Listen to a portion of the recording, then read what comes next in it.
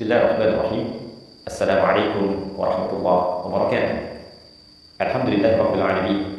Wassalatu wassalamu ala rasulillahil karim nabiyyina wa sayyidina Muhammadin wa ala alihi wa sahbihi ajma'in wa ba'd. Saudara-saudariku dimanapun Anda berada, as-shaimin was-shaimat ya pernah menunaikan ibadah puasa Ramadan khususnya, semoga seluruh rangkaian ibadah kita yang kita tunaikan sampai dengan detik ini berkenan diterima oleh Allah Subhanahu wa taala. Baik puasa yang kita tunaikan dari mulai fajar tiba sampai dengan maghrib datang, pun demikian dengan ibadah malam kita, sholat kita, tilawah Quran kita, zikir kita, dan taubat kita kepada Allah Subhanahu wa taala. Semoga penerimaan terbaik dari Allah Subhanahu wa taala menghadirkan beragam keistimewaan yang dijanjikan oleh Allah Subhanahu wa taala dan Rasulullah sallallahu alaihi wasallam yang mempertegas itu semua dalam hadis beliau. Teman-teman sekalian, di antara ibadah yang penting di bulan Ramadan adalah ibadah yang ditunaikan di sepanjang malam Ramadan. Sebagian orang mengira bahwa puasa itu hanya terfokus pada ibadah siang saja. Saat seorang insan beriman mampu menahan lapar, menahan haus, menahan hasrat biologisnya dari mulai terbit fajar sampai dengan terbenam matahari di waktu maghrib. Namun demikian, Nabi SAW memberikan satu informasi yang sangat penting, sangat luar biasa mengenai satu amalan di malam-malam Ramadan yang bila kita tunaikan menghadirkan keistimewaan yang bahkan keistimewaan ini disampaikan dengan diksi yang serupa oleh Nabi SAW dengan rangkaian-rangkaian keutamaan yang mengiringi ibadah siang di bulan Ramadan. Dalam hadis riwayat Al-Bukhari, bahkan dalam selisih yang tidak banyak di penomoran hadisnya melalui rawi atau riwayat yang sama, yaitu sahabat Abu Hurairah radhiyallahu taala anhu dari Nabi sallallahu alaihi wasallam. Kala beliau sallallahu alaihi wasallam menginformasikan tentang keutamaan Ramadan, beliau bersabda, "Man shoma Ramadhana imanan wa ihtisaban, ghufira lahu ma taqaddama min dhanbi." Siapapun yang menunaikan puasa Ramadan, ini khusus dikerjakan di bulan Ramadan, seperti pernah saya sampaikan di pertemuan yang lalu, bukan menunjukkan puasa yang umum, Seninkah, Kamiskah, Ayyamul Bid atau selainnya, tapi memang khusus dikerjakan di waktu Ramadan. Man shoma Ramadhana imanan, ya kerjakan puasa Ramadan ini dengan penuh keimanan, berwujud keikhlasan kepada Allah Subhanahu wa taala. Wa ihtisaba, dia berharap ridha Allah, pahala dari Allah dan mengoreksi dirinya untuk mendapatkan ampunan Allah. Ghufira lahu ma taqaddama min dhanbi. Maka sepanjang bentangan dari terbit fajar sampai dengan terbenam matahari itu ada peluang bagi dirinya untuk mendapatkan ampunan dari Allah atas semua dosa-dosa yang pernah ia kerjakan. Redaksi hadis ini nyaris kita dapati kesamaan yang luar biasa, nyaris kita dapati kemiripan yang luar biasa dengan ibadah malam. Perbedaannya hanya terletak pada bentuk ibadahnya. Jika pagi itu shoma, yaitu puasa, maka malam itu qama, qiyam, penunaian salat. Hadis paginya sampai ke maghrib, dari terbit fajar sampai maghrib, man shoma Ramadhana, maka hadis tentang ibadah malam yang menunjukkan keistimewaan luar biasa itu, Nabi bersabda, "Man qama Ramadhana imanan wa ihtisaban, ghufira lahu ma taqaddama min dhanbi." Siapapun yang menunaikan ibadah qiyam khusus di malam-malam Ramadan, qama Ramadan. Jadi qiyam ini baik itu qiyamul lail sifatnya, baik itu tahajud ataupun witir, dikerjakannya khusus di malam-malam Ramadan, bukan di luar malam Ramadan, bukan Al-Muharram, bukan Safar sampai dengan Rajab ya, atau bahkan Syawal atau bahkan kemudian Dzulqa'dah, Dzulhijjah. Ini khusus sepanjang malam Ramadan saja. Man qama Ramadan, siapapun yang mampu menghidupkan malam Ramadan dengan menunaikan qiyam. Qiyam di sini dimaksudkan salat. Karena redaksi salat di dalam Al-Qur'an seringkali diiringi dengan turunan kata qama, baik itu dari qamanya ataupun aqamanya. Aqama yuqimu iqamatan, aqimus shalah, yuqimuna shalah, aqimis shalah. Bahkan sebelum salat ada iqamah untuk memberikan isyarat kepada kita kesiapan untuk menghadirkan kekhusyuan sebelum menunaikannya. Man qama Ramadan, siapapun yang menunaikan, menghidupkan malam Ramadan, menunaikan salat dengan penuh kekhusyuan, iman, dan dia kerjakan salat ini karena Allah.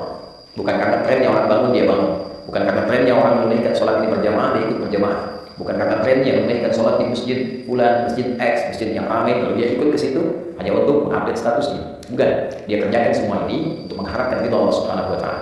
Wa ihtisaban, dan dengan keikhlasannya ini dia berharap benar ridha Allah, pahala dari Allah, seraya dia menghidupkan nilai evaluasi bagi dirinya. Dia evaluasi dirinya, dia bermuhasabah, ghufira lahu ma taqaddama min dhanbi. Sama persis kalimatnya. Maka ia berpeluang mendapat ampunan Allah Subhanahu wa taala dari semua dosa yang pernah ia kerjakan selama hidupnya. Jadi antara ibadah siang dengan ibadah malam, satu ada keistimewaan yang serupa. yaitu sama-sama peluang menghadirkan ampunan Allah Subhanahu wa taala, serupa dengan hadirnya peluang ampunan dosa dari Allah Subhanahu wa taala. Oleh karena itu, ibadah malam ini tidak boleh disia-siakan. Jadi sebagian ulama bahkan berkomentar jika ada orang yang menunaikan puasa di terbit fajar sampai dengan maghrib menjelang malam itu, dia menunaikan puasa dengan sempurna, benar puasanya, tapi dia tidak mengerjakan qiyam di malam harinya, tidak menunaikan sholat di malam harinya, maka seakan dia tidak mendapatkan kesempurnaan Ramadan. Karena ia berpeluang mendapatkan ampunan di siang harinya, sementara malamnya dia tidak mendapatkan ampunan serupa karena tidak mengambil peluangnya. Jadi ini yang pertama. Itulah yang menjadikan beberapa sahabat sampai istri Nabi SAW, khususnya Sayyidah Aisyah radhiyallahu taala anha, begitu memburu kesempatan malam-malam Ramadan. Ya, karena selain ada ampunan dosa, ada peluang yang kedua, yaitu peluang mendapati malam Al-Qadar. Ya, peluang mendapati malam Al-Qadar. Karena ada hadis dengan redaksi yang lain yang memberikan penjelasan, memberikan tafsiran tentang keutamaan menunaikan ibadah sholat di malam-malam Ramadan ini. Jadi kalau hadis pertama tadi, man qama ramadhana imanan wa ihtisaban, maka hadis yang kedua, man qama lailatul qadri imanan wa ihtisaban, ghufira lahu ma taqaddama min dhanbi. Jadi antara hadis satu dengan yang lainnya saling menafsirkan. Yang pertama menunjukkan jenis ibadah yaitu sholat di malam-malam Ramadan. Yang kedua memberikan kesan bahwa di antara malam-malam penunaian Ramadan itu akan ada peluang satu malam yang istimewa, yaitu malam Al-Qadar. Jadi orang yang mampu menghidupkan malam Ramadan dan menunaikan sholat di dalamnya, maka di antara peluang yang ia dapatkan adalah kesempatan besar mendapatkan anugerah malam Al-Qadar. Untuk itulah kemudian Nabi SAW menegaskan, man qama lailatul qadri, siapapun yang mampu menunaikan sholat di malam Ramadan dan bertepatan malam itu dengan malam Al-Qadar, ghufira lahu ma taqaddama min dhanbi, maka berpeluang yang mendapatkan semua ampunan dari beragam jenis dosa yang pernah dikerjakan dalam hidupnya. Sampai satu ketika Al-Imam At-Tirmidzi mendokumentasikan satu hadis yang riwayatnya tersambung pada Sayyidah Aisyah radhiyallahu taala anha dari Nabi sallallahu alaihi wasallam, satu keterangan ketika beliau bertanya kepada Nabi sallallahu alaihi wasallam, qalat atau kama qalat, ya Rasulullah, ara'aita in 'alimtu ayya lailatul qadri ma aqulu fiha. Ya Rasulullah, bagaimana pendapat Anda sekiranya saya menyadari, saya merasakan malam ini ada getaran yang berbeda, ada tanda-tanda malam Al-Qadar. Maka kalau saya sedang menghidupkan malamnya, kemudian merasakan aura itu, doa apa yang harus saya bacakan? Doa apa yang Anda bimbingkan? Maka Nabi SAW mengatakan, faquli, maka katakanlah dengan kekhusyuan, dengan penuh harap, Allahumma innaka afuwun tuhibbul afwa fa'fu anni. Riwayat lain, Allahumma innaka afuwun karim tuhibbul afwa fa'fu anni. Ya Allah, sungguh Engkau Maha Pemaaf, sungguh Engkau Maha Penghapus dari seluruh noda dan kotoran yang pernah dikerjakan oleh hamba ini. Tuhibbul afwa, dan Engkau mencintai sifat maaf. Engkau mencintai hamba yang menengadah kepadamu mohon pemaafan dan ampunan. Fa'fu anni, maka dengan segala sifat kelembutan kemuliaan-Mu ini dalam memberikan maaf, maafkan aku. Ampuni dosa, hilangkan dan gugurkan seluruh kesalahanku. Nah, ini keutamaan ibadah di malam-malam Ramadan. Jadi yang pertama, berpeluang menggugurkan dosa. Yang kedua, berpeluang mendapati malam-malam Qadar, dan bonusnya adalah ampunan dosa dari Allah Subhanahu wa taala. Adapun yang ketiga, ini yang paling menarik. Salat yang ditunaikan di malam Ramadan juga memberikan manfaat besar bagi kedamaian hati, ketenangan jiwa. Nah, orang-orang yang sering gelisah, gitu kan, orang-orang yang diliputi oleh ketakutan berlebihan, ingin terapi, mendapatkan ketenangan jiwa, mendapatkan kedamaian. Maka di antara tips yang disampaikan melalui riwayat-riwayat yang valid kepada kita adalah penunaian sholat di malam-malam Ramadan. Jika kita menunaikan satu ibadah, dan ibadah itu berdampak pada ketenangan jiwa kita, pada roh kita, roh yang mengisi nafas kita, jiwa kita, maka ibadah itu, pekerjaan itu disebut dengan tarwihah. Rawaha yurawwihu tarwihah. Wa tarwihah sifatnya sesuatu yang dikerjakan memberikan ketenangan kepada jiwa. Bila kita kerjakan berkali-kali, sekali, dua kali, lalu jeda sebentar, lalu sambung lagi terus 3 kali, 4 kali, ada yang 11 kali, ada yang 23 kali, ada yang lebih daripada itu. Dia jamakkan hingga mendapatkan ketenangan dan kedamaian dalam hatinya itu, maka bentuk jamaknya disebut dengan tarawih.